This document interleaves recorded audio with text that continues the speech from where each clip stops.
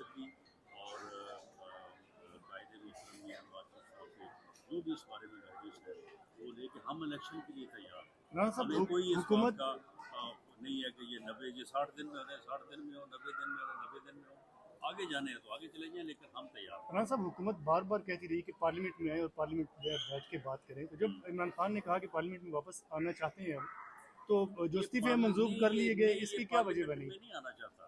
یہ پارلیمنٹ میں آگے گند کرنا چاہتا ہے. اس آدمی کی جو سیاست ہے وہ صرف اور صرف یہ ہے کہ سیاسی عدم استحکام پیدا کیا ہے. اب کیا چاہتے ہیں پارلیمنٹ میں یہ نہ آئے وہ؟ کمپین کر رہا ہے کہ ملک جو ہے وہ ڈیفالٹ ہے.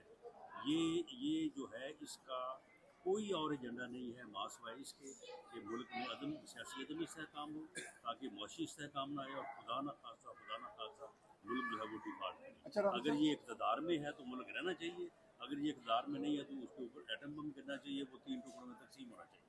یہ اس کے کا ڈیزائن لیکن ہے. اگر پارلیمنٹ میں آنے کا راستہ روکیں گے سر تو اس پھر کے ڈیزائن کو ہم نے جو ہے وہ تھوڑا جو ہے وہ اس کو چیک کیا ہے.